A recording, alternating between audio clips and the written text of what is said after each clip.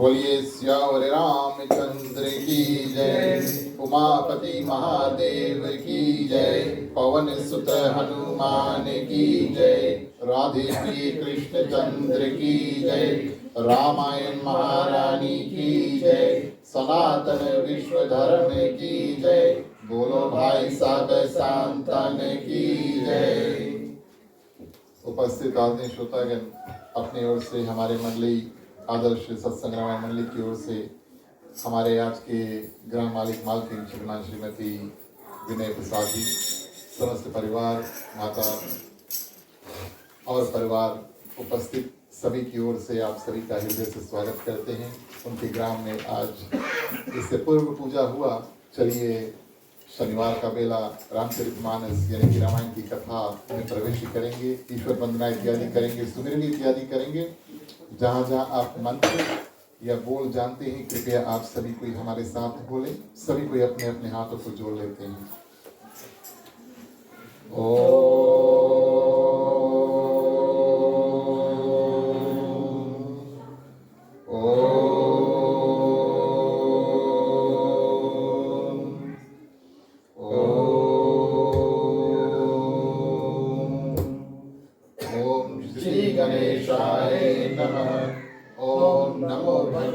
वासुदेवाय। ओम नमः शिवाय।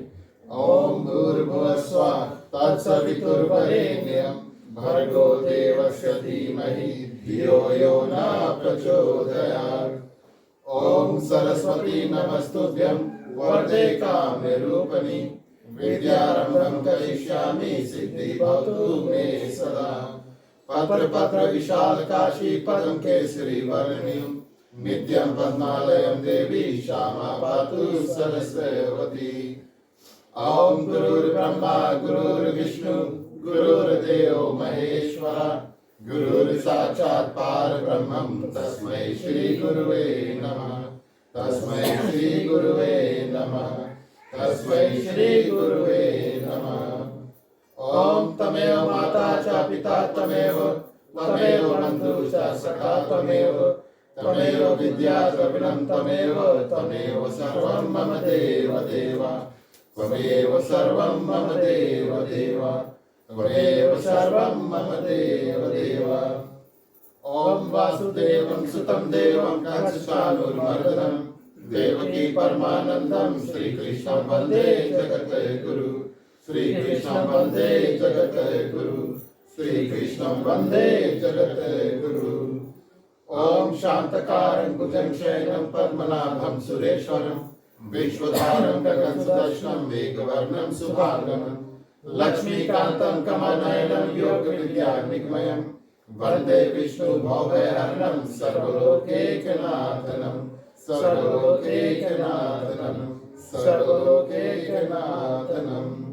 ओम शन्नो मित्रा शर्वणा शन्नो भवत्रमा शन्नो इंद्रो बृहस्पति शन्नो विष्णुरुक्रमा। नमो ब्रह्मणे नमस्ते वायो तमेव प्रतीचं ब्रह्मासि तमेव प्रतीचं ब्रह्मा वदिष्यामि नित्यं वदिष्यामि सत्यं वदिष्यामि। तन्मामवतु तद्वक्तारमवतु अवतु मामवतु वक्तारम्। ओम शांति शांति शांति। बोलिए श्यावर रामचंद्र की जय।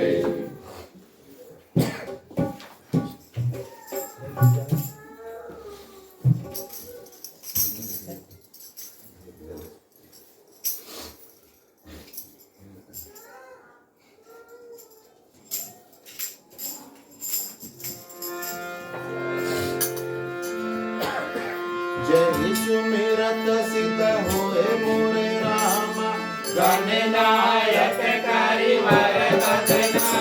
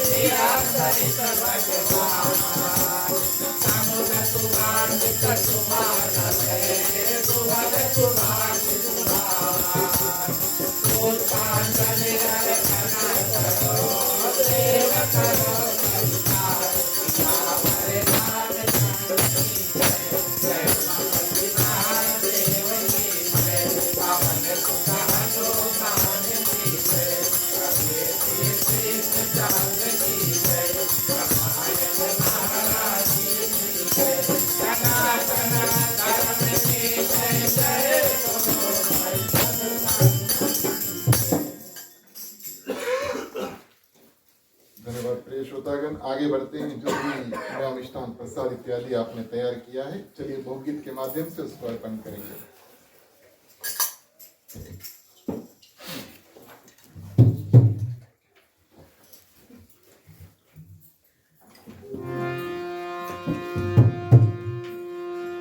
राम रसिया मोरे मन बसिया, रुचि रुचि भोग लगाओ रसिया।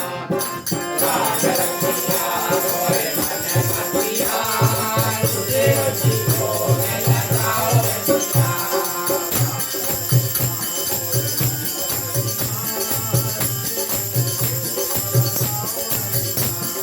राम रसिया मोरे मन बसिया,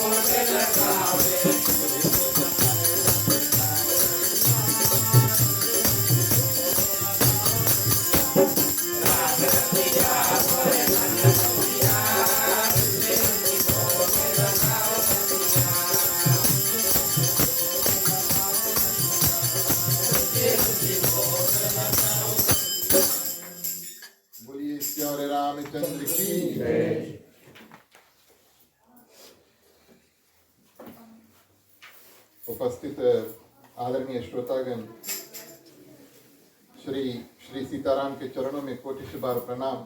हनुमान जी को वंदन, उनको धन्यवाद। उनके माध्यम हम और आप यहाँ पर रामायण की कथा में उपस्थित हुए, क्योंकि हनुमान चालीसा में कहा गया, राम द्वारे तुम रखवारे होत न आज्ञा बिनु पैसारे। जहाँ जहाँ पर राम कथा होता है, रामायण की कथा होती है, वहाँ वहाँ पर प्रिय श्रोतागण हर एक भक्त की हनुमान जी परीक्षा लेते हैं। हम और आप सोचते हैं, नहीं सोचते कोई बात नहीं, लेकिन घर से निकलते से पहले ही, दिन से ही, सुबह से ही परीक्षा हमारा जो है वो शुरू हो जाता है। हम और आप आज इस परीक्षा में सफल हुए। हनुमान जी की कृपा, रामायण की कथा में सभी का पदार्पण है।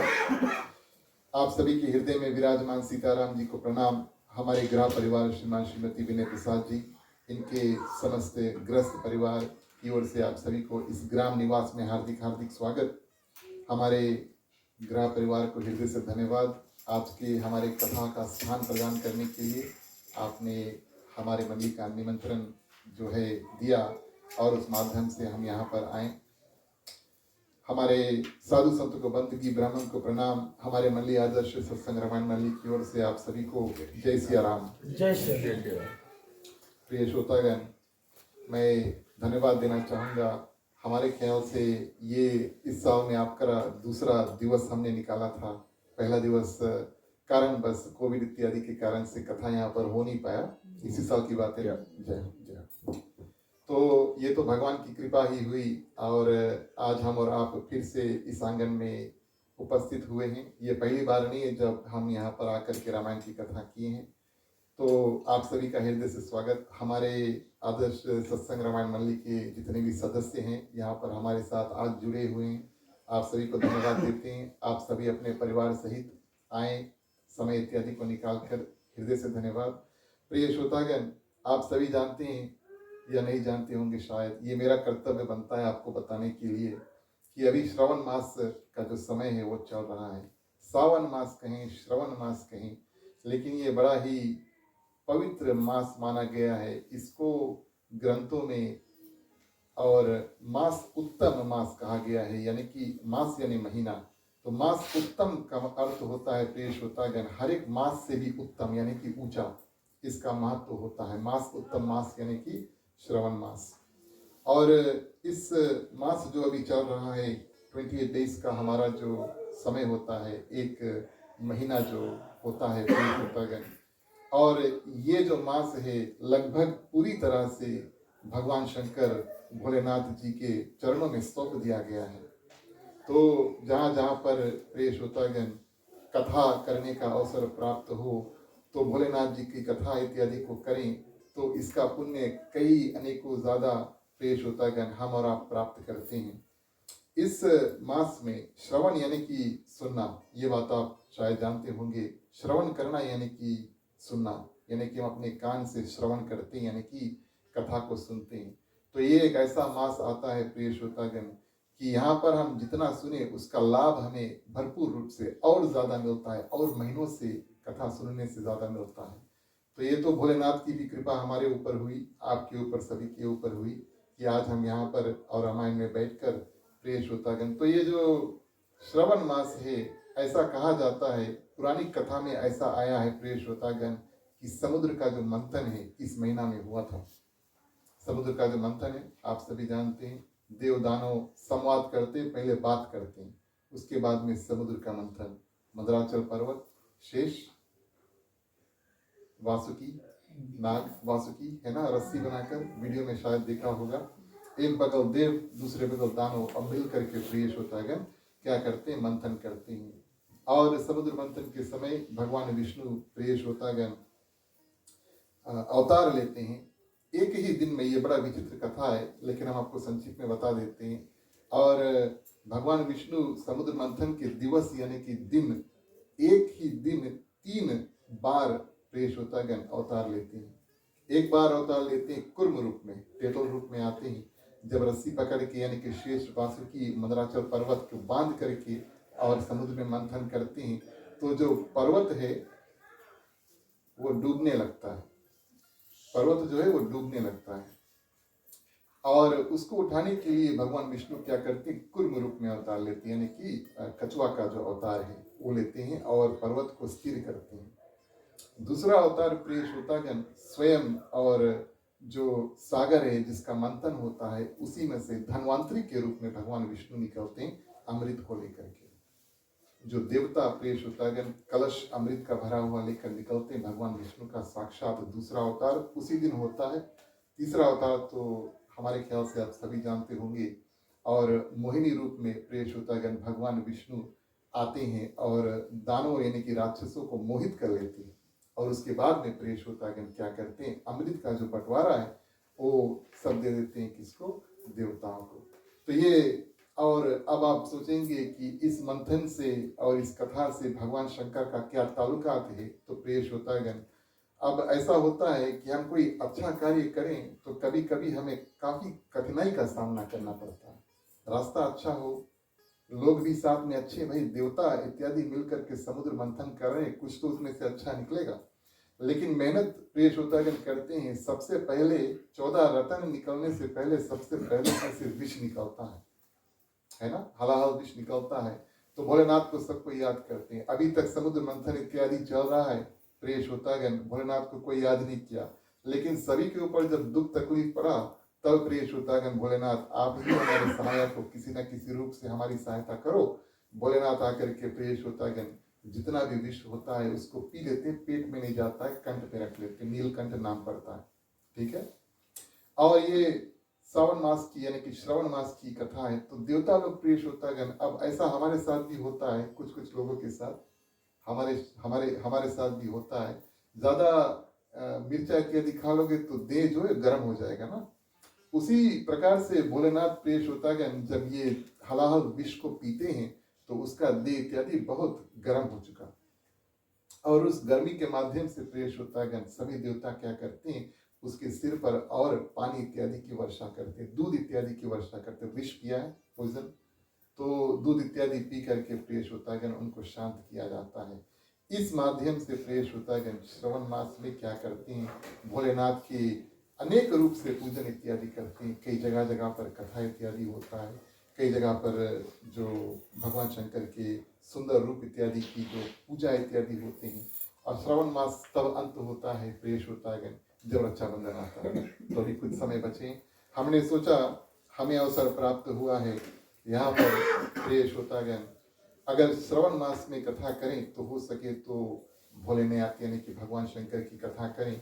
तो हमारा रामचरितमानस इतना विशाल है, ये बात तो सभी कोई जानते होंगे कि मानस में भगवान श्री राम की कथा लिखने से पहले यानी कि राम जन्म, भगवान श्री रामचंद्र जी के जन्म, उसकी कथा लिखने से पहले भोलेनाथ, माँ सती, माँ पार्वती इत्यादि की कथा लिख करके प्रिय श्रोतागण तब क्या करते हैं, गोस्वामी तुलसीदास की राम कथा में प्रवेश करते हैं।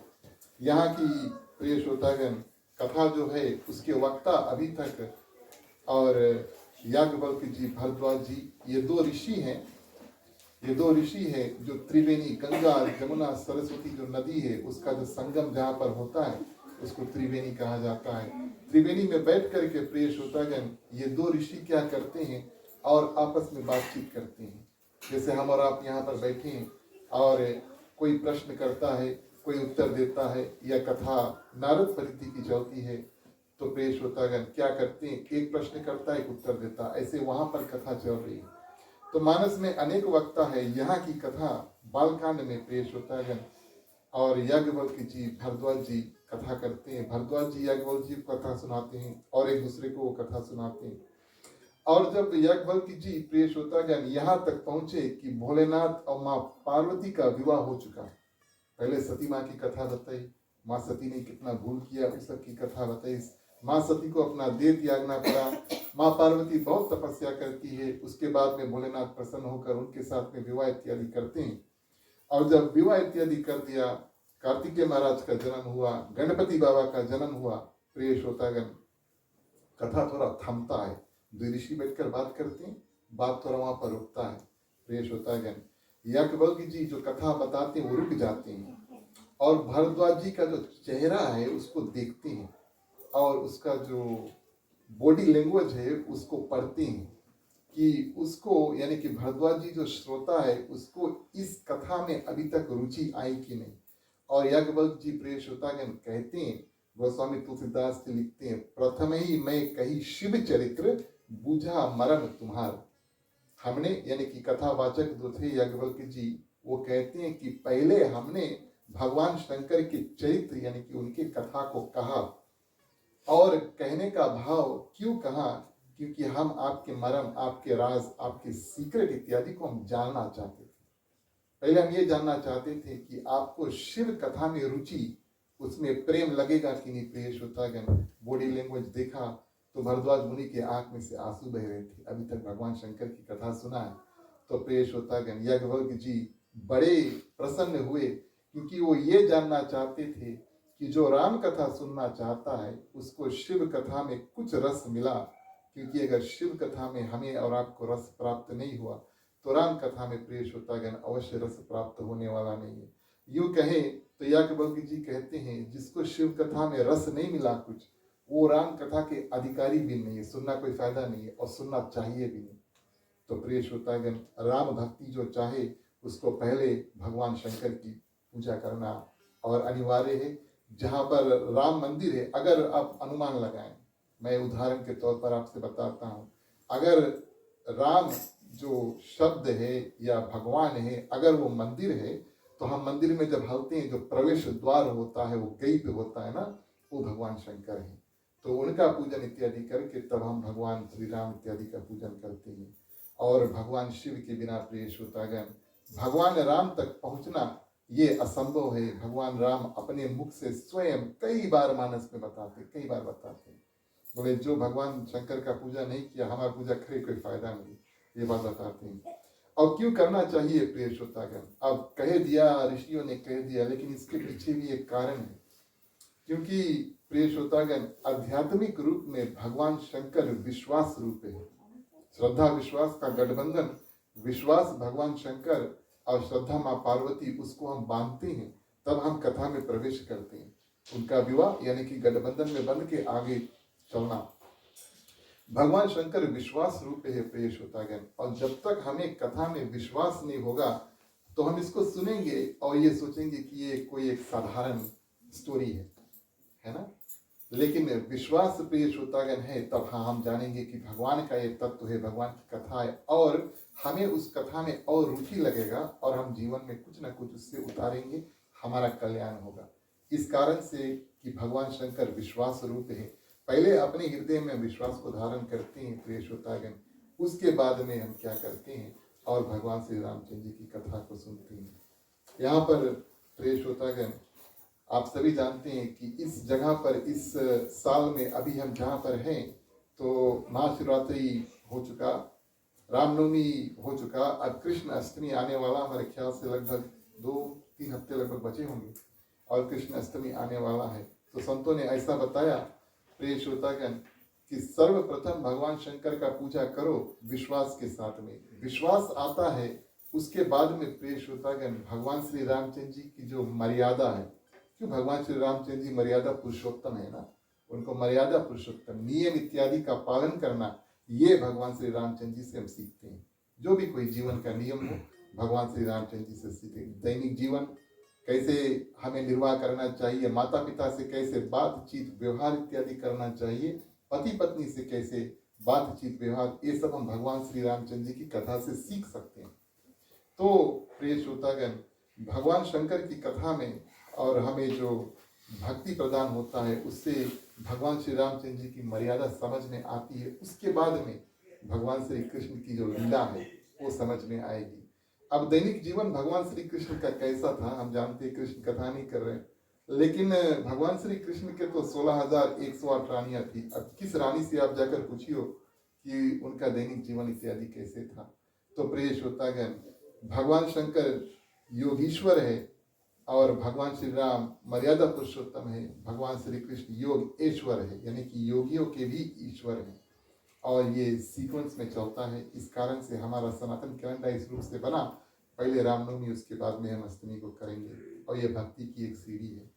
तो भगवान श्री रामचंद्र जी की कृपा प्रिय श्रोतागण हमारे और आपके ऊपर हो, तब भगवान श्री शंकर जी की कृपा हो, तभी भगवान श्री रामचंद्र जी की कृपा हमारे और आपके ऊपर हो। चलिए भगवान श्री रामचंद्र जी की स्तुति सभी को मिलकर करेंगे, फिर कथा आगे बढ़ाएंगे। बोलिए श्री रामचंद्र की जय।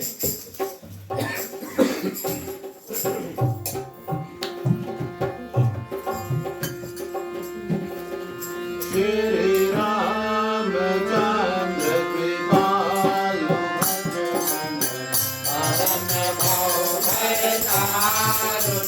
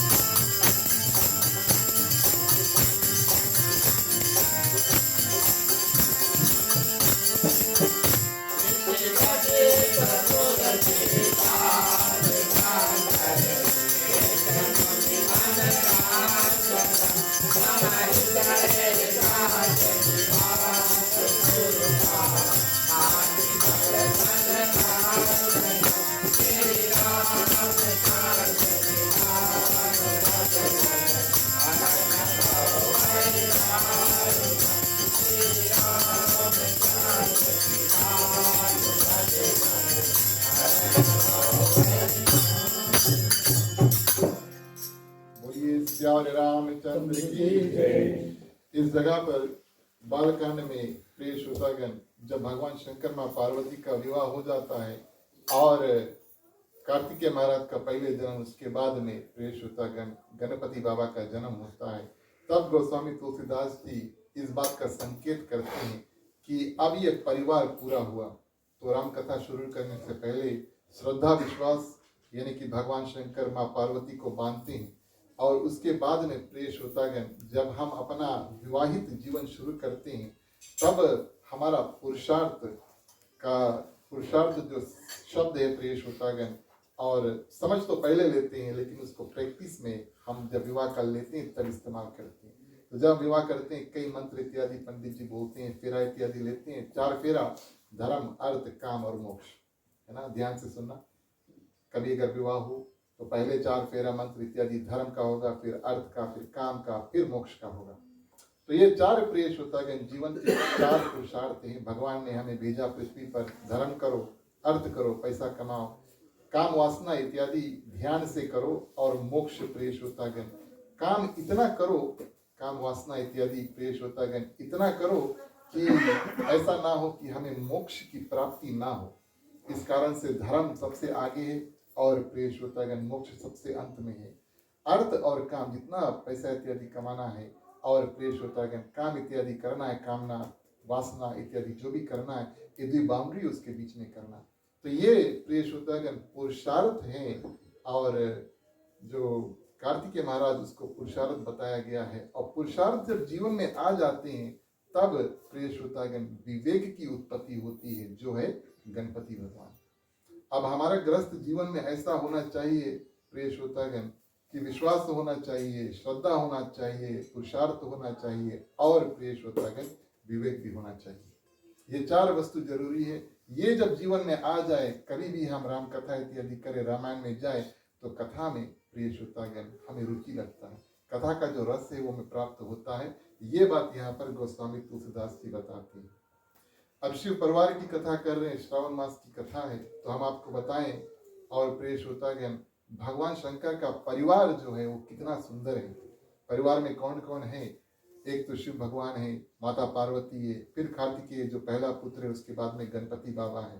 प्रिय श्रोतागण आप भोलेनाथ को देखोगे और उसके कंठ में है ना, हमने आपसे बताया कंठ में विष यानी कि पोइजन है, और मस्तक पर उसका चंद्रमा है। तो जो चंद्रमा है आध्यात्मिक रूप में प्रिय श्रोतागण वो अमृत के समान है। भोलेनाथ के शरीर में स्वयं प्रिय श्रोतागण विष भी है और अमृत भी है। कहने का भाव जीवन में बैलेंस होना चाहिए, जीवन में बैलेंस होना चाहिए। भोलेनाथ की ओर देखें आप, अगर उसको ओकलैंड से वेलिंगटन जाना हो तो नंदी बैल को बुलाएंगे। उसके पास एक बैल है, उसका नाम नंदी है। कहीं भी उसको जाना हो तो बैल है, बैल के ऊपर बैठकर जाएंगे। माँ पार्वती प्रिय श्रोतागण किसके ऊपर बैठकर जाती है? शेर के ऊपर ना, बैगा की सवारी शेर। तो एक बैल के ऊपर जाते हैं प्रिय श्रोतागण, और दूसरा क्या करते हैं, और शेर के ऊपर बैठकर जाते हैं। अब ऐसा तो होना चाहिए कि जो शेर है और सिंह एक के जगह पे रही है, दोनों जने संगे रहे। माँ पार्वती और भगवान शंकर अगर संगे रहे तो उनकी जो सवारी वो भी साथ में रहते। मेरे कहने का भाव प्रिय श्रोतागण, मेरे कहने का भाव कि जो शेर और जो बैल है, अगर आप उसको जंगल में देखोगे तो एक दूसरे से दुश्मनी रखते ना, मारते इत्यादि करते हैं। लेकिन भगवान शंकर के ग्रस्त जीवन में दोनों एक साथ रहते हैं, बिल्कुल शांत रहते हैं, कोई लड़ाई झगड़ा नहीं है। ऐसा होना चाहिए। जो दुश्मनी की भावना है गृहस्थी जीवन में उसको छोड़ देना चाहिए। ये बात कथा यहाँ पर बताती है। बड़े पुत्र जो होते स्वामी कार्तिकेय, अच्छा उसका जो वाहन है उसको कहीं जाना हो, उसको न्यूजीलैंड से ऑस्ट्रेलिया जाना हो, फिलहाल तो अभी बबल बंद है, लेकिन उसको अगर कहीं जाना हो तो प्रिय श्रोतागण उसकी सवारी मोर है, पीकॉक, उसके ऊपर बैठकर जाती हैं। और आप देखेंगे कि भगवान शंकर प्रिय श्रोतागण उसके गले में क्या होता है, सर्प इत्यादि यानी कि सांप बांध के रखते हैं। तो वैसे जंगल में देखोगे तो मोर और सांप जो है उल्लड़ी एक दूसरे के लड़ते हैं। लेकिन भगवान शंकर के ग्रस्त जीवन में दोनों बिल्कुल शांत चित्त रूप से रहते हैं। ठीक उसी तरह, अब ये बात तो बताना भी नहीं चाहिए, सभी कोई जानते हैं कि अगर गणपति बाबा को कहीं पर जाना हो तो मूस के ऊपर बैठ कर जाए ना, चूहा के ऊपर। और चूहा और प्रिय श्रोतागण जो सांप होता है उसका भी दुश्मनी है कि नहीं? वो लोग भी तो काटे मरे दौड़े इत्यादि का काम करते हैं जंगल में जब रहते हैं। लेकिन भगवान शंकर के ग्रस्त जीवन में प्रिय श्रोतागण ये सब मौजूद है, लेकिन लड़ते नहीं। इस भावना के साथ में प्रिय श्रोतागण ग्रस्त जीवन जब हम शुरू करते हैं तब वहां से भगवान श्री रामचंद्र जी की कृपा हमारे ऊपर बरसने लगती है। ये बात यहाँ पर गोस्वामी तुलसीदास जी बताते हैं। यहाँ की कथा में प्रिय श्रोतागण भगवान शंकर क्या करते हैं, जो याज्ञवल्क्य जी और भरद्वाज मुनि जो कथा बताते हैं, सर्वप्रथम माँ सती को पवित्र करते हैं। किस रूप से पवित्र करते हैं? गोस्वामी तुलसीदास जी लिखते हैं, बिनु अध तजी सती असी नारी। माँ सती ने प्रिय श्रोतागण अध यानी कि पाप, बोले बिनु अध, ना पाप किया, लेकिन फिर भी प्रिय श्रोतागण और भगवान शंकर ने क्या किया, उसको त्याग दिया। कहने का भाव ये कि माँ सती ने कोई पाप नहीं किया। अगर अभी तक हमारे हृदय में भावना थी कि माँ सती ने ऐसा किया, माँ सीता का रूप बना करके भगवान श्री रामचंद्र जी के सामने गई, लौट कर आए, पति से झूठ बोला इत्यादि इत्यादि इत्यादि, ये भूल है लेकिन ये पाप नहीं है। तो भूल और पाप दुई अलग वस्तु है। ये बात प्रिय श्रोतागण आज यहाँ पर यानी कि इस जगह की कथा पर और याज्ञवल्क्य जी प्रिय श्रोतागण भरद्वाज मुनि को समझाते हैं कि भूल और पाप में बिल्कुल अंतर है। माँ सती ने कोई पाप नहीं किया, पाप का हम क्या करते हैं प्रिय श्रोतागण, उसको अपराध देते हैं, यानी कि दंड देते हैं, यानी कि पनिशमेंट देते हैं। लेकिन अगर कोई भूल करते हैं तो उसको क्या करते हैं, माफ कर देते हैं ना, फॉरगिव कर देते हैं। सही बात है कि नहीं, है ना। तो आप छोटा मोटा कुछ करेंगे जो अगर यहाँ पर लीगल कोड में नहीं होगा तो उसके लिए आपको पुलिस बुक नहीं करेगा, ओवर स्पीडिंग करिए पुलिस आराम से आपको बुक कर देंगे। बात सही है या नहीं। चिल्ला कर अगर बात करिए पुलिस वार्निंग देकर शायद आपको चल देगा, लेकिन स्पीडिंग करिए पुलिस नहीं छोड़ेगी। अंतर है ना, एक भूल है जिसकी हम क्या करते हैं, क्षमा कर देते हैं, और दूसरा प्रिय श्रोतागण अपराध हो जाता है जिसके लिए आपको दंड मिलता है, हमें और आपको दंड मिलता है। तो यहाँ पर प्रिय श्रोतागण भरद्वाज मुनि को स्पष्ट रूप से बता देते हैं कि भले माँ सती ने कोई भी प्रिय श्रोतागण पाप नहीं किया, सिर्फ भूल किए, 7 भूल किए थे, लेकिन फिर भी भोलेनाथ जी ने और उनका त्याग कर दिया क्योंकि उन्होंने माँ सीता का रूप धरा था। और इतना प्रिय श्रोतागण भगवान शंकर क्या करते हैं और भगवान श्री रामचंद्र जी को इतनी ऊंची जगह पर रखते हैं कि अपने स्वयं पत्नी को त्याग देते हैं। और शिव पार्वती का निवास यहाँ पर ग्रस्त जीवन कैलाश पर्वत पर है। भोलेनाथ बताते हैं परम रम्य गिरिवास कलेशु सदा सदा जहाँ शिव उमा निवासु। पर्वत प्रिय श्रोतागण वो एक स्थिरता का प्रतीक है, यानी कि वो फिक्स्ड है। हमारे और आपके जीवन में ये कभी देखने को मिलेगा नहीं। अगर शायद भूकंप यानी कि earthquake इत्यादि आ जाए तो शायद पर्वत थोड़ा खसकेगा, है ना, लेकिन ऐसा नहीं कि पर्वत उठ के यहाँ से, पर्वत कहे हम यहाँ से कहीं घूमने जाना चाहते हैं, आज हम उठ के यहाँ से वहाँ चल, ये हमारे जीवन में होने वाला नहीं। पहले होता था, है ना, लेकिन ये हमारे जीवन में होने वाला है नहीं। तो पर्वत प्रिय श्रोतागण स्थिरता का प्रतीक, वो फिक्स्ड है ना, वो हिलता नहीं है। तो कहने का भाव है दंपति जीवन यानी कि विवाह जब हो जाए प्रिय श्रोतागण तब क्या करें कि कोई भी आंधी आए, तूफान आए, पानी बरसे, बर्फ इत्यादि, आइस इत्यादि गिरे पहाड़ के ऊपर, उसका कोई असर नहीं होता, वो वहीं पर है, वो कहीं जाते नहीं। तो पति पत्नी का जो संबंध है प्रिय श्रोतागण गोस्वामी तुलसीदास जी बताते हैं कि इतना जो मजबूत होना चाहिए कि संसारिक कोई भी वस्तु आ जाए, कोई बात सुन ले इत्यादि इत्यादि, ये सब प्रिय श्रोतागण वो झेल करके और उससे आगे निकल जाते हैं। और कहते हैं सदा निवासु, यानी कि हमेशा एक ऊंचे पर्वत के ऊपर निवास करना प्रिय श्रोतागण, ताकि हमें और आपको गृहस्थी जीवन में कोई वहां से हिला नहीं पाए। ये बात गोस्वामी तुलसीदास जी यहाँ पर बताते हैं। कहने का भाव कि विचारों की यानी कि हमारे जो थिंकिंग है, हमारे थॉट्स है, उनमें इतनी ऊंचाई होनी चाहिए प्रिय श्रोतागण की छोटा मोटा अगर कोई भूल चूक कोई से हो जाए उसको माफ कर दे और जीवन में आगे बढ़े। प्रिय श्रोतागण चलिए मानस में प्रवेश करते हैं, पहली चौपाई से कथा आगे बढ़ाए। बोलिए सियावर रामचंद्र की जय।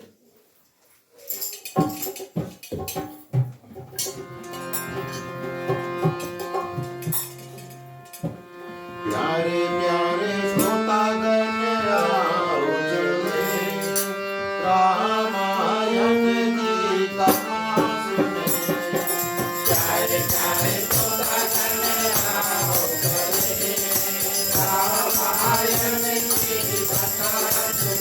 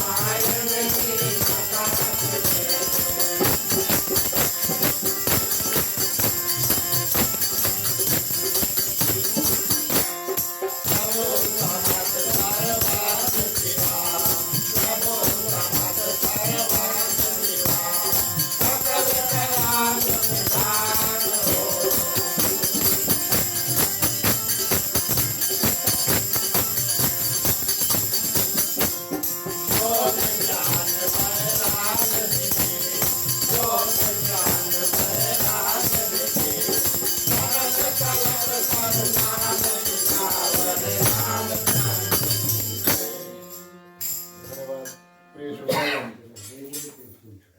एक बार ऐसा होता है, यहाँ पर गोस्वामी तुलसीदास जी बताते हैं, विवाह इत्यादि हो गया, कार्तिकेय महाराज और गणेश गणपति बाबा का जो जन्म इत्यादि वो हो चुका। उसके बाद में प्रिय श्रोतागण, एक बार ऐसा हुआ, भगवान शंकर नहा धो करके तैयार हो करके और आते हैं और बरगद जो पेड़ है यानी कि बनियान जो पेड़ है उसके समीप पहुंचते हैं। तो गोस्वामी तुलसीदास जी प्रिय श्रोतागण लिखते हैं, कैलाश पर्वत के ऊपर एक बरगद यानी कि बनियान का पेड़ है। अब ये जो पेड़ है ये आप देखिए औषधि रूप में, आयुर्वेदिक रूप में वैसे काफी काम देने वाली पेड़ इत्यादि है, लेकिन इस पेड़ का एक और महत्वपूर्ण प्रिय श्रोतागण विशेषता है, इम्पोर्टेंस है। कितना भी सीजन से ठंडा पड़ जाए, गर्मी पड़ जाए, बर्फ इत्यादि गिरे, लेकिन ये पेड़ हमेशा हरियर रहता है। नहीं, आप जानते हैं कुछ कुछ पेड़ का पत्ती इत्यादि गिर जाता है, लेकिन ये जो बनियान का पेड़ है यानी कि बरगद का पेड़ है वैसे के वैसे रहता है। तो ये इसकी खूबी है प्रिय श्रोतागण, यानी कि गोस्वामी तुलसीदास जी हमें और आपको संकेत करते हैं कि पति पत्नी का जो आपस का जो नाता है वो इस बरगद के पेड़ की तरह होना चाहिए। कोई भी मौसम बदले, गर्म आए ठंडा आए, कोई कुछ कह दे इत्यादि, कभी कभी हम गर्म हो जाते हैं, कभी कभी कोई और गर्म हो जाते हैं, लेकिन हरियर होना चाहिए। क्या हरियर होना चाहिए? नाता, है ना, नाता जो है वो हरियर होना चाहिए। तो 6 ऋतु है प्रिय श्रोतागण, लेकिन पेड़ वैसे के वैसे रहता है। और इस पेड़ की ओर प्रिय श्रोतागण भगवान शंकर पहुंचते हैं, और माने जब पेड़ की ओर पहुंचते हैं तो माँ पार्वती देखती है आज भगवान शंकर प्रिय श्रोतागण क्या करते हैं, पेड़ की ओर जा रहे हैं। अब गोस्वामी तुलसीदास जी ऐसा लिखते हैं कि जो बागंबर है यानी कि भगवान शंकर क्या करते हैं, खाल जो है वो बिछा करके उसके ऊपर बैठते हैं, अपने करते हैं। कुछ कुछ लोगों का अभी पुराने जमाने का आदत है ना, क्या कहते हैं उसके, ए लक्ष्मी ही कर दो, कभी आपने सुना होगा, पत्नी के बुलाइए ना, या तो लड़का का मिलता है, इसके मैया आ जाओ आज हम कुछ चाहते, ऐसा कभी कभी होता। किसी और का क्या होता है, हमने अपने पूर्वजों में भी ये बात सुना है। तो हमारे जो आजा थे वो हमारे आदि को लक्ष्मी कहकर पुकारते थे, उसके वैसा नाम था, लक्ष्मी नाम नहीं था, लेकिन प्रेम से या गुस्से से जो भी हो, जब भी कभी कुछ बोलना तो लक्ष्मी, ए लक्ष्मी, ऐसा करते हैं। तो प्रिय श्रोतागण, हम आपको ये बात बताने की कोशिश कर रहे हैं कि उस जमाने में भी भगवान शंकर काफी काम अपने आप करते थे। जाकर के बैठते हैं, बागंबर इत्यादि बिछाते हैं, अपने आप बैठ जाते हैं। माँ पार्वती से नहीं कहते सफा कर दो, ई लगाए जाओ, हम बैठना चाहते नहीं, आराम से आकर प्रिय श्रोतागण और अपने आप यहाँ पर बैठ जाते हैं, सरल स्वभाव में। भगवान शंकर कृपालु शब्द यहाँ पर गोस्वामी तुलसीदास जी बताते हैं।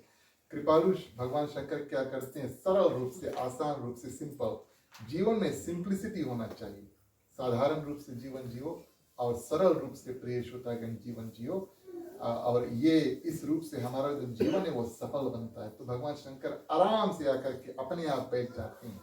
और प्रिय श्रोतागण, अब ये जो भावना है भगवान शंकर की, वो कृपा की भावना है। और ये कृपा शब्द जब आए यहाँ पर गोस्वामी तुलसीदास जी ने इस्तेमाल किया, तो ये मानस की कथा नहीं, लेकिन हम आपको आज बता ही देते हैं। कई दिनों से ये कथा हमारे जो सिर में घूम रहा है।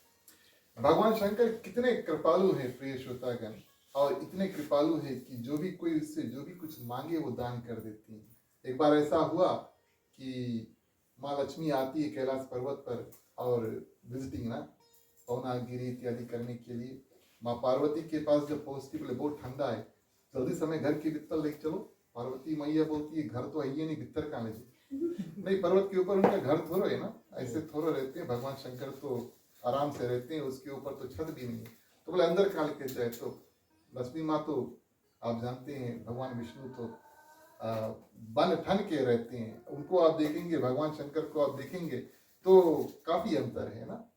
तो प्रिय श्रोतागण, अब क्यों अंतर है? माँ लक्ष्मी विष्णु भगवान के साथ में तो उनका देखभाल इत्यादि करती है, और भगवान विष्णु वैसे रहते भी हैं। लेकिन प्रिय श्रोतागण, ठंडी इत्यादि लगा तो निमंत्रण दिया, कहा माँ पार्वती से कि आप कभी और वैकुंठ आना, घूमने के लिए हमारे घर आना। ऐसा होता है ना, हम जाएं वो भी आए। तो माँ पार्वती जब वहां पर गई है, वहां पर वैकुंठ का रंग रूप देखा, महल इत्यादि देखा, कहाँ पर प्रिय श्रोतागण रहते हैं कौन, और विष्णु भगवान और माँ लक्ष्मी जो वापस आकर के कंप्लेन शुरू हुआ भोलेनाथ से, हमें भी एक सुंदर सा घर चाहिए। जिद कर लेते हैं। भगवान शंकर बोले चलो ठीक है, विश्वकर्मा सेलेस्टियल आर्किटेक्ट बनाने का कार्य प्रिय श्रोतागण देवताओं के लिए, उसका जो देवता उसका नाम विश्वकर्मा, उसको बुलाते हैं। बोले एक सुंदर से महल बना दो। महल बना दी। अब महल हम ले लेते हैं, यहाँ पर भी गृह प्रवेश इत्यादि करते हैं और पंडित ब्राह्मण इत्यादि को बुला करके करते हैं। तो उस समय प्रिय श्रोतागण रावण था, वो बहुत ज्यादा भगवान शंकर की भक्ति इत्यादि करते थे, और उनको बुलाया गया कि इस गृह प्रवेश का कार्य आप करो। गृह प्रवेश के कार्य तो कर दी माँ पार्वती, भगवान शंकर बैठी, पूजा इत्यादि हुआ। अब गृह प्रवेश में आप जितने जितने लोगों ने गृह प्रवेश किया, आप जानते हैं पंडित हर एक रूम में जाई ना, पानी लेके लोटा लेके जाई कि नहीं जाई ना। अब रावण के सब देखी, बोले ये तो हमारे लिए अच्छा है। अब वापस पहुंचते हैं, दक्षिणा देने का समय आया, आप पूजा करें, पंडित को ब्राह्मण को दक्षिणा दें।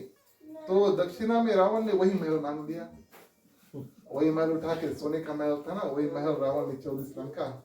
और प्रिय श्रोतागण, भोलेनाथ क्या करते हैं, माँ पार्वती के ऊपर देखकर क्या हंसते हैं। बोले आपने जो मांगा था हमने कर दिया, लेकिन ये हुआ नहीं। मेरे कहने का भाव प्रिय श्रोतागण कि भगवान शंकर इतना कृपा करते हैं सबके ऊपर, जो भी कोई उससे मांगते हैं, जो भी कुछ वो दान कर देते हैं। तो यहाँ पर आराम से अपने आप जब आकर बैठ जाते हैं प्रिय श्रोतागण, आराम से सुंदर रूप से यहाँ पर बैठ जाते हैं, और गोस्वामी तुलसीदास जी उनका जो स्वरूप है उसको बताते हैं कि जो सिर पर उनके चंद्रमा है और पुष्प इत्यादि बगल में खिले हुए हैं, बड़े लंबी भुजाएं हैं, आंख इत्यादि प्रिय श्रोतागण, और साधारण मुनियों के वस्त्र पहनकर बैठे भोलेनाथ। उनके चरण प्रिय श्रोतागण और नए यानी कि पूर्ण रूप से खिले हुए हैं, लाल कमल के समान है, देखिए बड़ा सुंदर लगी। ये बात गोस्वामी तुलसीदास जी लिखते हैं। और नख यानी कि जो फिंगर नेल्स होते हैं उनमें से तेज यानी कि ज्योति निकल रहा है। ये भक्तों के हृदय में प्रिय श्रोतागण अंधकार है, इतना ज्योति निकलता है कि भक्त के हृदय में जो अंधकार है वो सब गायब हो जाता है। सांप और भस्म उनके भूषण है, गोस्वामी तुलसीदास जी यहाँ पर लिखते हैं। और जहाँ जहाँ पर हम कानों में कुंडल इत्यादि लगाते हैं और जो हार इत्यादि धारण करते हैं, और प्रिय श्रोतागण भगवान शंकर क्या करते हैं, सर्प इत्यादि वहाँ पर रखते हैं, और हम परफ्यूम इत्यादि लगाएं तो भोलेनाथ क्या करते हैं, प्रिय श्रोतागण भस्म लगा लेते हैं। ये उनके भूषण जो है यानी कि ज्वेलरी इत्यादि, मेकअप इत्यादि जो आप समझिए भोलेनाथ के ऐसे हैं। और प्रिय श्रोतागण शिव जी का जो मुख है और शरद पूर्णिमा के चंद्रमा को शोभा इस रूप से दे रहा है। एक तो वैसे उनके सिर पर प्रिय श्रोतागण चंद्रमा है, वो चमक रहा है, और जो मुख है एक और रूप से वो चमक रहा है। जटा बड़े सुंदर है, मुकुट सा बना हुआ है प्रिय श्रोतागण, और आंख नेत्र बड़े बड़े कमल के समान उनके नेत्र हैं। और नीलकंठ थे, हमने आपको बताया उनका कंठ नील क्यों है, और सुंदरता के भंडार है। ऊपर से नीचे आप देखिए भोलेनाथ को वही देखकर सुंदर बोल सकते हैं जो उनसे प्रेम करते हैं। वैसे तो देखकर सब पे डर के भाग जाएंगे, है ना। अगर उसके बारे में हम जानते नहीं है और उसको हम अचानक से देख लेंगे तो डर जाएंगे, है कि नहीं। लेकिन भगवान के जो भक्त होते हैं, खासतौर से उनके भक्त होते हैं, उनके बारे में जानते हैं, तो अगर कभी उनका दर्शन हुआ तो चरण पकड़ लेंगे, है ना, डर नहीं आएगा। तो प्रिय श्रोतागण, इस रूप में गोस्वामी तुलसीदास जी क्या करते हैं, सर्वप्रथम भगवान शंकर का बड़ा सुंदर रूप से जो चित्र है उसको बनाते हैं। 2 बार रामचरितमानस में भोलेनाथ का जो स्वरूप है उसका वर्णन किया गया है। एक बार जब दूल्हा बने थे माँ पार्वती से विवाह करने के लिए, तो शिव गणों ने जिस रूप से उनको सजाया था विस्तार में वैसे कहा, और यहाँ पर गृहस्थी जीवन जब शुरू किया है तो प्रिय श्रोतागण भगवान शंकर के जो स्वरूप है उसको और बड़े सुंदर रूप से बताया। तो यहाँ पर अब भगवान शंकर आकर के बैठ जाते हैं। माँ पार्वती देखी दूर से, भगवान शंकर यहाँ पर प्रिय श्रोतागण आकर के और बैठ जाते हैं। और किस रूप से प्रिय श्रोतागण, माँ पार्वती के हृदय में कई ख्याल हैं। अब आपको एक कारण बताएं, अगर भगवान शंकर कहीं बैठ गए और उस समाधि में 24, समाधि का अर्थ प्रिय श्रोतागण, बैठे हैं, शरीर है लेकिन उनका जो मन है और बुद्धि है वो ध्यान अस्ते वहां पर नहीं है। शरीर वहां पर है, बचा कुचा है नहीं वहां पर। हमारा जो कॉन्शियसनेस है, हमारा जो ध्यान है, मन बुद्धि इत्यादि वहां पर नहीं है। वो भगवान के चरणों में और तप कर रहा है, मानसिक रूप से तप कर रहा है। इसको समाधि कहते हैं। शरीर है, सांस चल रही है, बचा कुचा कुछ नहीं है। तो माँ पार्वती सोचती है अगर भगवान शंकर फिर से समाधि में चल दी तो पता नहीं कब और समाधि में से निकलेंगे। हमारे और आपके लिए गृहस्थी जीवन में सीख प्रिय श्रोतागण ये कि पति या पत्नी को समाधि में नहीं जाना चाहिए। हाँ, ऐसा हो कि अगर आप दोनों के बीच में, अब हमारे तो गृह परिवार है यहाँ पर, लेकिन कई दंपति यहाँ पर बैठे हैं, तो अगर आप दोनों के बीच में प्रिय श्रोतागण अगर समाधि हो जाए, कोई एक समाधि में जाकर बैठ जाए, तो कैसे आप जाकर उनसे बात करेंगे। मेरे कहने का भाव, ऐसा अवस्था प्रिय श्रोतागण और दैनिक जीवन में हमारे और आपके जो दिन का जो जीवन है, ऐसा होना नहीं चाहिए कि पति और पत्नी के बीच में कभी समाधि आ जाए, है ना। बातचीत जो है वो चलते रहना चाहिए। और कैसे बातचीत चलते रहना चाहिए, प्रयास, कोशिश करना चाहिए। अब माँ पार्वती देखती है कि भगवान शंकर आकर बैठ गए। जब वो पेड़ के नीचे भगवान शंकर आकर तैयार होकर बैठते हैं और समाधि में चल रहे, उसको रोकने के लिए माँ पार्वती जल्दी से जाकर उनके बात करने लगती है। जल्दी से जाकर उनसे कुछ प्रश्न इत्यादि करते हैं कि नहीं। कथा यही बात बताती है। बिफोर भगवान शंकर समाधि में जाने से पहले माँ पार्वती जल्दी से, मेरे कहने का भाव ये है कि पति या पत्नी को दोनों को अपने अपने तरफ से कोशिश करना चाहिए कि जीवन में उन दोनों के बीच में कभी समाधि ना आए। दोनों को प्रयास करना चाहिए। आज माँ पार्वती देखती है कि शायद भगवान शंकर समाधि में चल दे, पता नहीं कितना हजार वर्ष तपस्या करी इत्यादि, उसको जल्दी से बातों में थोड़ा उलझा लेते हैं। क्यों, विवाह किया है ना, तो बातचीत मंगे चलते रहे। तो प्रिय श्रोतागण इस रूप से माँ पार्वती जल्दी से प्रिय श्रोतागण उनके पास जाते हैं। भोलेनाथ क्या करते हैं, और प्यारी पत्नी को जान करके भगवान शंकर क्या करते हैं, उसको और अपने बाम अंग यानी कि लेफ्ट में बैठा देते हैं। चौपाई करेंगे, आगे आपको कथा बताएंगे। बोलिए श्यावर रामचंद्र की जय। मंगल भवन मंगल हाय, सदा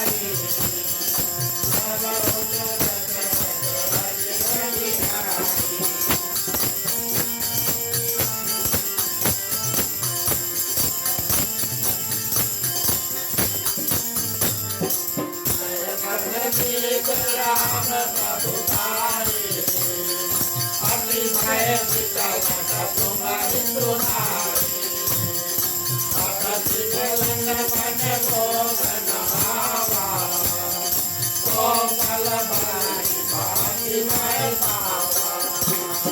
मांगल भवन अमांगल हारी, प्रभु को दशरथ अजिर बिहारी।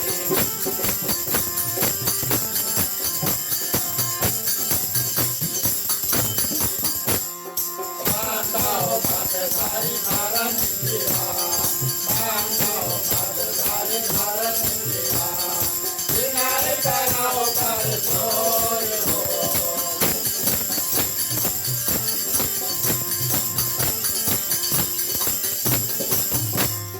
भरनाओ रघुवर बिकट था, भरनाओ रघुवर बिकट था, सुने विलास विजोर सियावर रामचंद्र।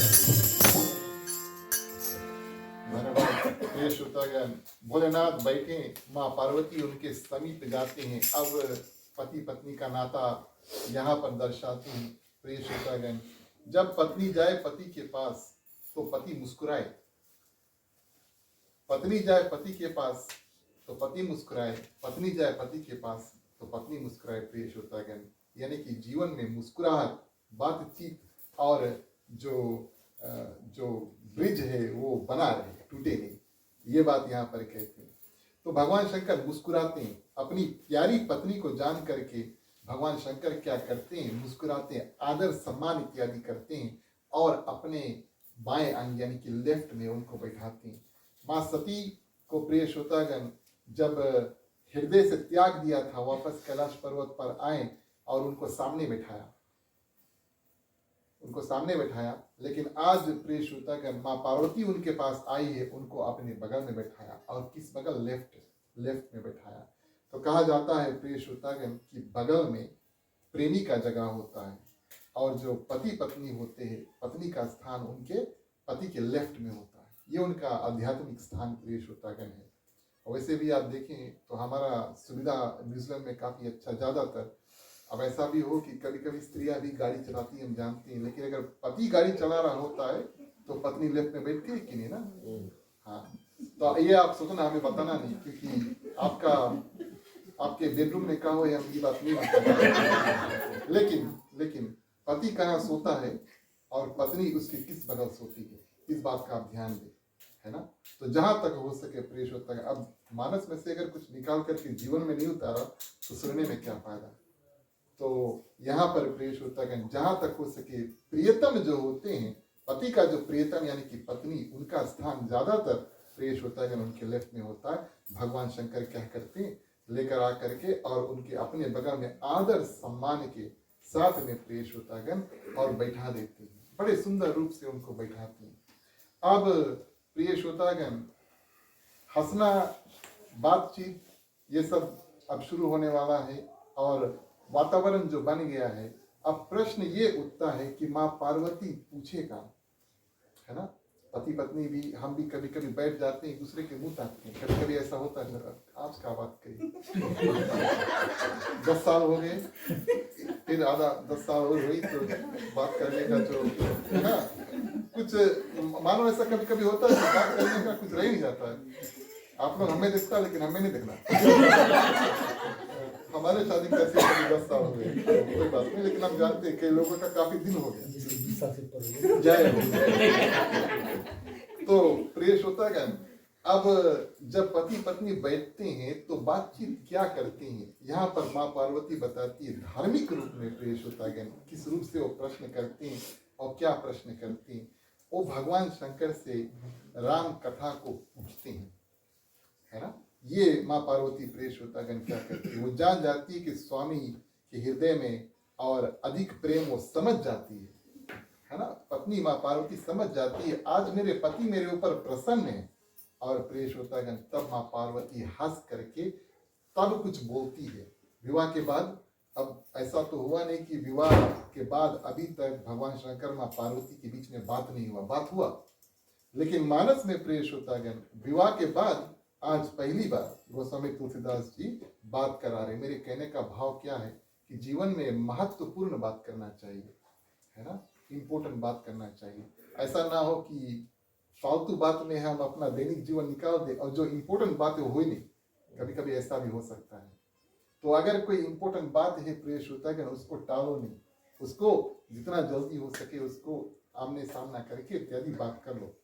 तो मानस में प्रिय श्रोतागण विवाह इत्यादि हो गया भगवान शंकर और माँ पार्वती का। आज पहली बार माँ पार्वती भगवान शंकर से बात कर रही और जान जाती है कि भगवान शंकर मेरे ऊपर आज काफी खुश हैं। बाम अंग में प्रिय श्रोतागण बैठाया है और प्रिय श्रोतागण कि आज ऐसा भी जान लेती कि हमने पति को रोक लिया, समाधि में नहीं जाएंगे, तो हम इनसे कुछ प्रश्न इत्यादि कर लें और ध्यान टिका रहे।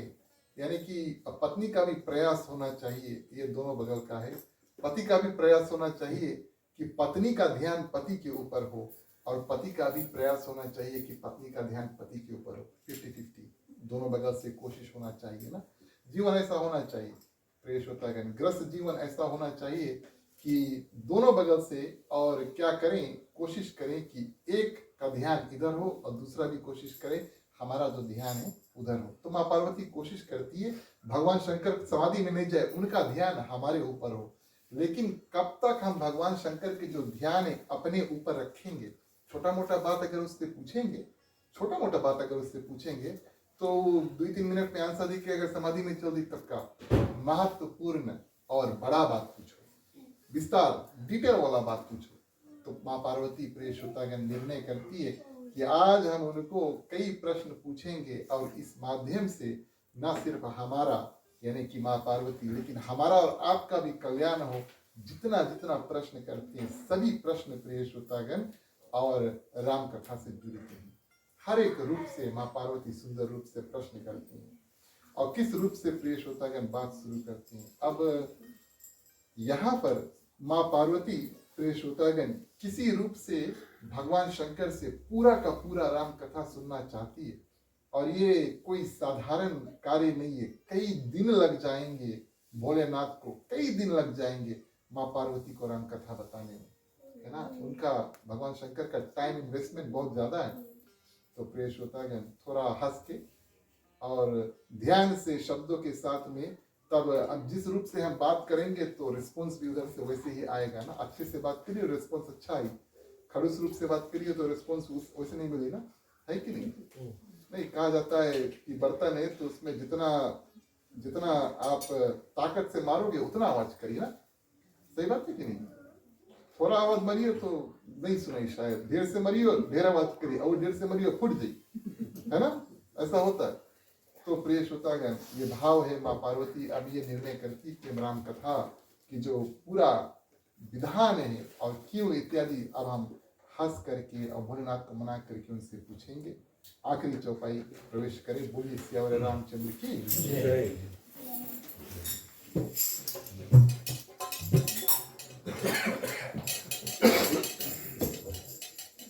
मैया मोरी पार लगाना,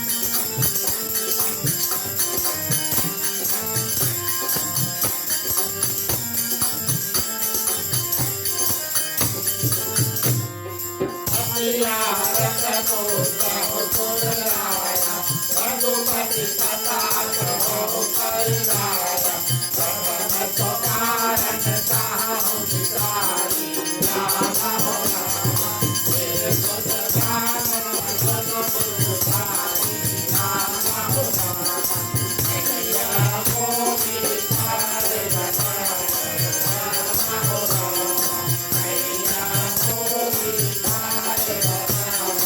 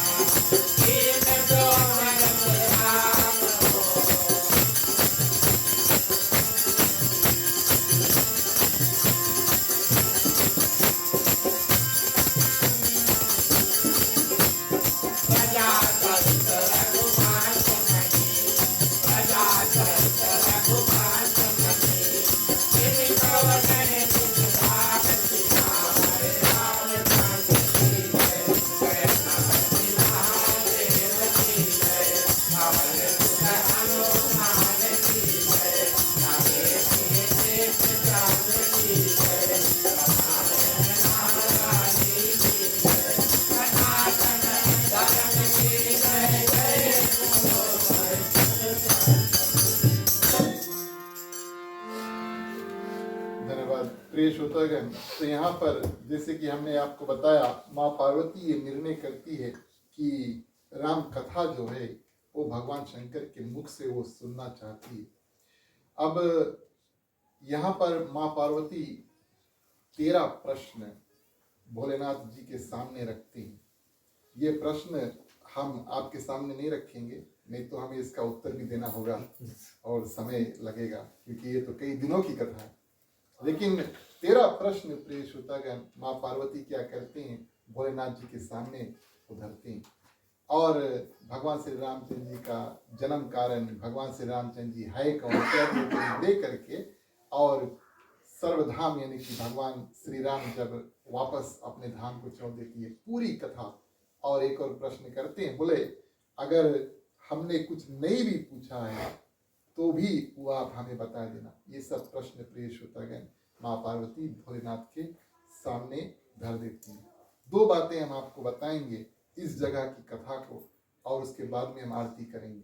सर्वप्रथम बात प्रिय श्रोतागण, अपने मुख से माँ पार्वती कहती है, यद्यपि जोशित नहीं अधिकारी दासी मन क्रम वचन तुम्हारे। कभी कभी हम और आप सुने कि नारियां, स्त्रियां इत्यादि बोले कथा के अधिकारी नहीं है, और जो लोग ये सोचते हैं, अगर कोई लोग ऐसे सोचते हैं तो मानस का ये पन्ना खोलेंगे, यहाँ पर लिखा यद्यपि जोशित नहीं अधिकारी। स्वयं माँ पार्वती अपने मुख से कहती है, जोशित यानी कि नारियां जो होती है वो कथा के अधिकारी नहीं। माँ पार्वती कहती है, तो आप अगर एक पन्ना खोल के एक लाइन निकालेंगे तो आपको तो पूरा एविडेंस मिल गया जो आप चाहते करने के लिए, जो भी अगर कोई चाहे।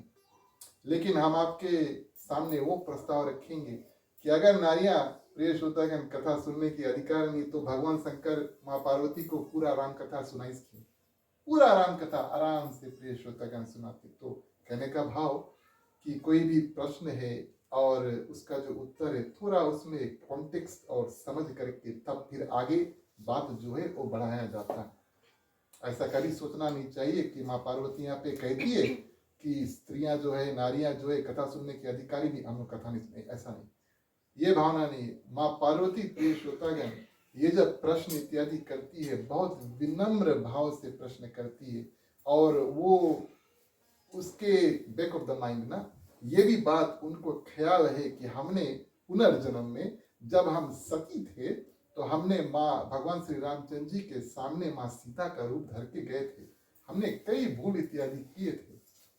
तो वो सोचती है कि शायद हम यानी कि माँ पार्वती भगवान श्री रामचंद्र जी की कथा के अधिकारी नहीं है। लेकिन भगवान शंकर स्पष्ट रूप से आराम से प्रिय श्रोतागण कई दिनों तक बैठ करके माँ पार्वती के कानों में राम कथा भरते हैं। यहाँ पर पूरा एविडेंस मिलता है प्रिय श्रोतागण। तो ऐसा ना हो कि हम इस एक लाइन को निकाल दें। कभी कभी ऐसा होता, मानस में कई लाइन इत्यादि है। इस लाइन को अगर आप इंटरनेट पे कभी खोजोगे तो कभी कभी क्या कहेंगे उसको इंग्लिश में, रेजिंग डिस्कशन जो है वो चलते रहता है डिस्कशन बोर्ड पे, काफी होता है। लेकिन प्रिय श्रोतागण, पूरी रूप से बात जब हम समझें तो माँ पार्वती अपने मन में ये शायद सोचती हैं कि मैं कथा सुनने की अधिकारी नहीं हूँ, क्योंकि हमने वो पहले पुनर्जन्म में किया था। भोलेनाथ की कृपा ऐसी हुई कि प्रिय श्रोतागण, माँ पार्वती को पूरा राम कथा सुनाया। और माँ पार्वती एक ऐसी स्त्री है जिसके माध्यम से प्रिय श्रोतागण राम कथा जो है हमें और आपको सुनने का अवसर प्राप्त हुआ। तो हम माँ पार्वती के अनेक रूप से धन्यवाद भी दें सभी को मिलकर के कि उनके माध्यम से हमें और आपको प्रिय श्रोतागण ये राम कथा और सुनने का अवसर प्राप्त हुआ। अच्छा, प्रश्न हुआ। दूसरी बात, ये एक बात थी। दूसरी बात, प्रश्न हुआ, भगवान शंकर थोड़े देर के लिए मौन धारण कर लिए। माँ पार्वती सोचती है कि वो समाधि में चल गई। 48 मिनट प्रिय श्रोतागण यानी कि समाधि में चल देते हैं, 48 मिनट्स गिन करके। क्यों समाधि में चल दिए?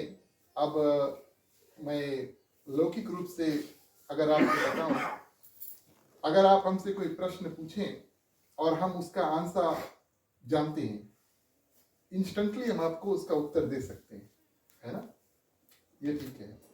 लेकिन अगर आप कोई गहरा प्रश्न पूछे और उसका कई उत्तर हो सकते हैं और उसको रिस्पॉन्ड करने में, सोचने में थोड़ा समय लगेगा, है ना? ये बात नहीं है कि भगवान शंकर सोच रहे हैं कि राम कथा क्या है, ये बात नहीं है। ये नहीं सोच रहे कि राम कथा क्या है, कि पार्वती को हम क्या बताएं।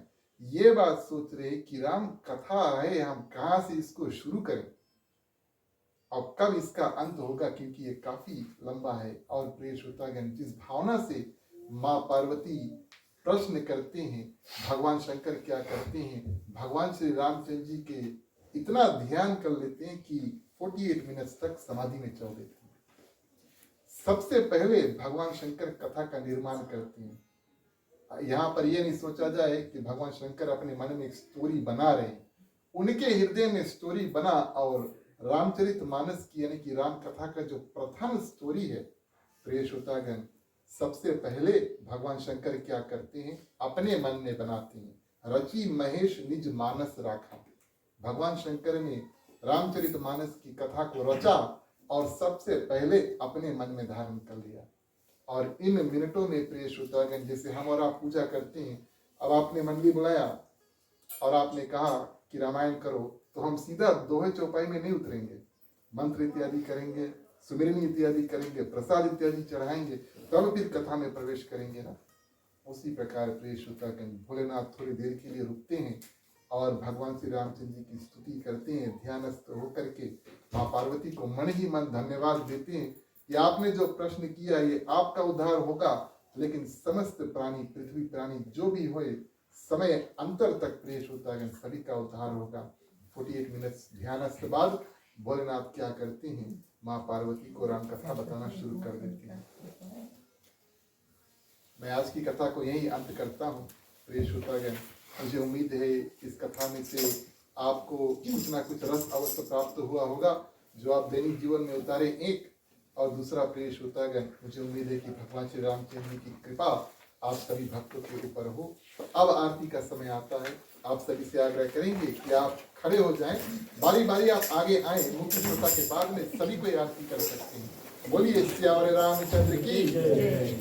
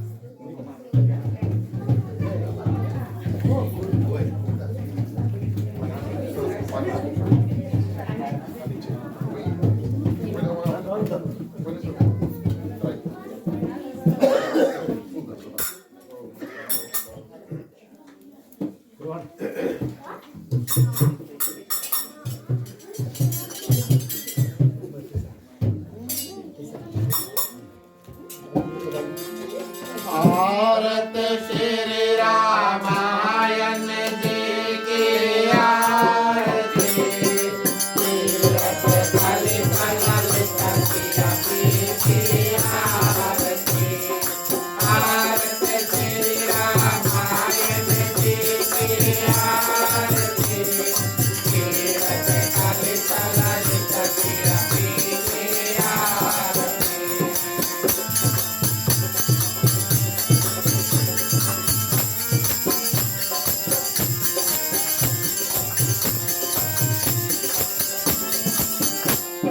सावत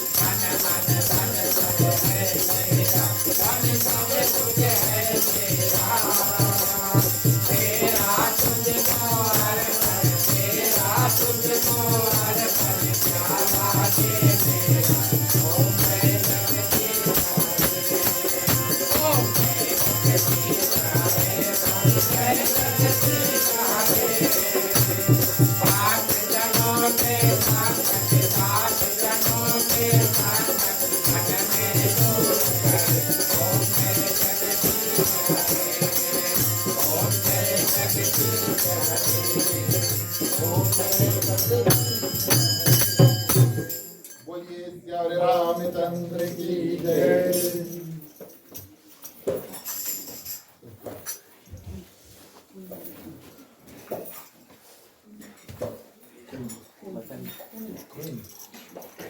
तुम्ही हो माता पिता तुम्ही हो बंधु सखा तुम्ही हो। जो खिल सके ना वो फूल हम है, तुम्हारे चरणों के धूल हम है। दया की दृष्टि सदा ही रखना, तुम्ही हो बंधु सखा तुम्ही हो साथी तुम्ही सहारे। कोई न अपना सिवा तुम्हारे, तुम्ही हो नैया तुम्ही केवैया। तुम्ही हो बंधु सखा तुम्ही हो बंधु सखा तुम्ही हो बंधु सखा तुम्ही हो।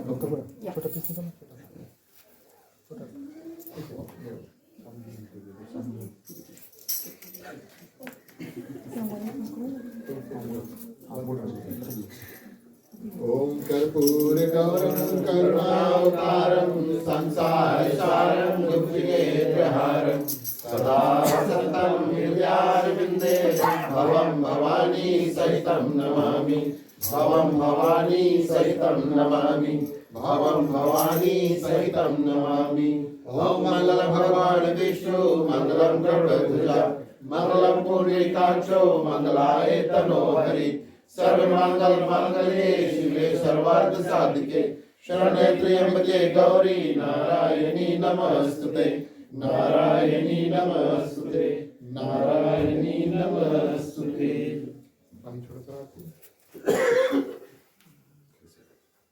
नीराजनं समर्पयामि। छोड़ दो ठीक बस आप आरती दर्शन कर लो आगे देखो।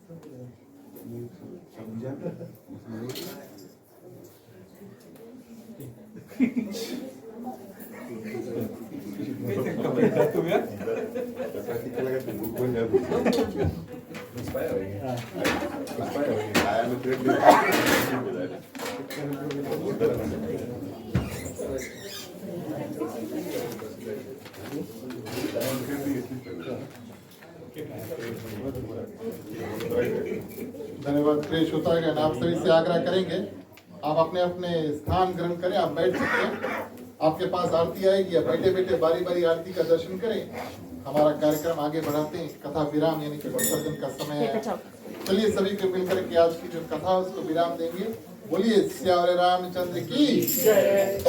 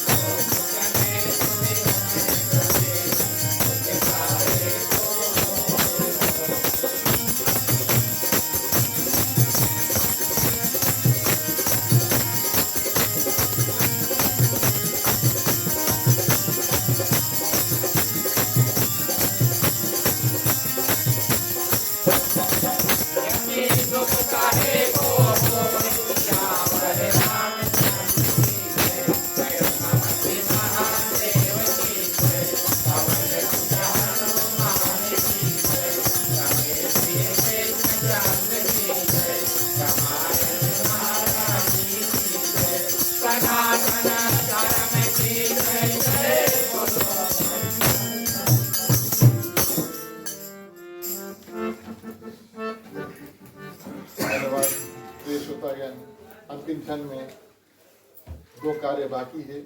सर्वप्रथम शुभकामना, उसके बाद में शांति पाठ। शुभकामनाओं का मंत्र से अपना कल्याण, यहाँ पर जितने लोग हैं सभी की कल्याण की प्रार्थना। समस्त पृथ्वी पर जितने जंतु हैं, चलते हैं, उड़ते हैं, तैरते हैं, सभी की कल्याण की प्रार्थना करेंगे। जो जो लोग किसी रूप से पीड़ित है, इस समय संसार में पीड़ा बहुत है, भगवान से प्रार्थना करेंगे हमको, उनको, सबको प्रेष होता है थोड़ा शक्ति प्रदान करे, सभी कोई अपने दुख से पार पा सके।